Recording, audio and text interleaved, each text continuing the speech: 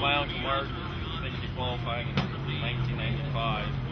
I went to a couple unlimited races with him, and then my uncle Mike started driving for Mike Jones in 96 or 7, and I crewed for them for a little bit. And when Terry started driving, I pretty much full-time crewed on these boats with Terry when he's driving for Fred and Fred West and stuff. It was pretty cool. Got a lot, learned a lot. So now driving the boat, I know a lot more about the boats. Being able to well, you kind of grew up in as a boat racer anyway. Sponsored by Power Boats Northwest. Is it something like a goal to you after being exposed to your dad, or your stepdad, sorry, your uncles, and that was it something you're aspiring to get to this unlimited? Oh yeah, I started racing when I was 9, and my uncle Mark bought me my first outboard, and it's always been a goal to be an unlimited driver, but just as long as I'm driving a boat, that's all that really matters. What was it like when you got the phone call from Fred last year to say, hey, come to ride one of my boats in Seattle?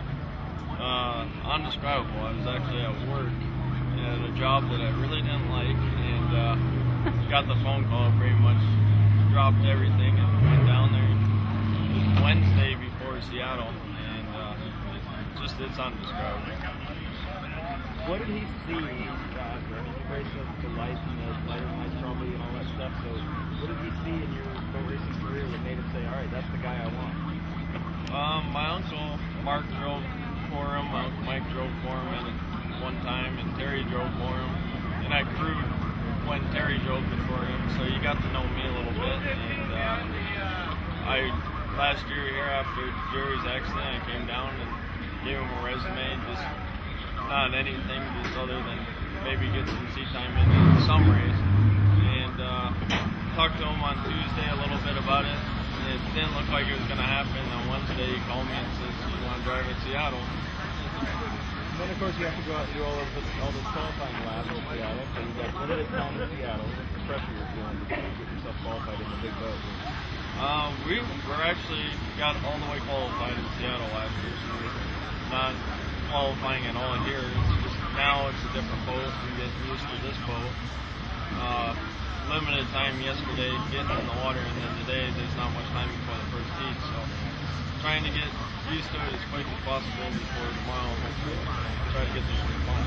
When you were in Seattle last year, you said Greg called you a couple days before you needed to be down there. Friday they only have a couple hours for you guys to run and unlimited. Saturday it's a couple more hours, and then you're racing all of a sudden. And you had to get in 10 laps at 130 plus. What was that like? We had a tough time doing that.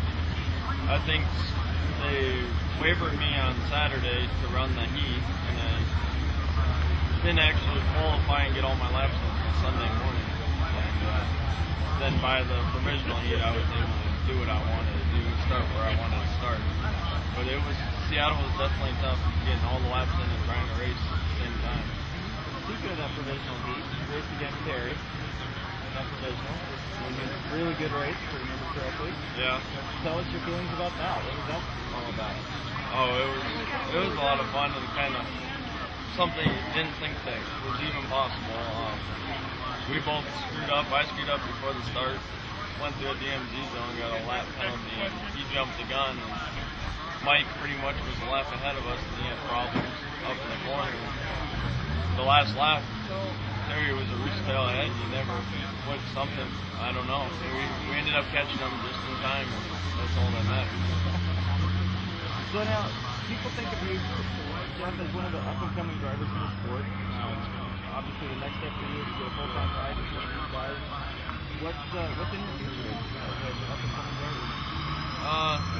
Hopefully, in the next few weeks, we can show that we have something.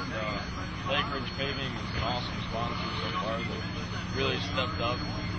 Turned this thing around, put a paint job on it, bought shirts, free uniforms, and all that.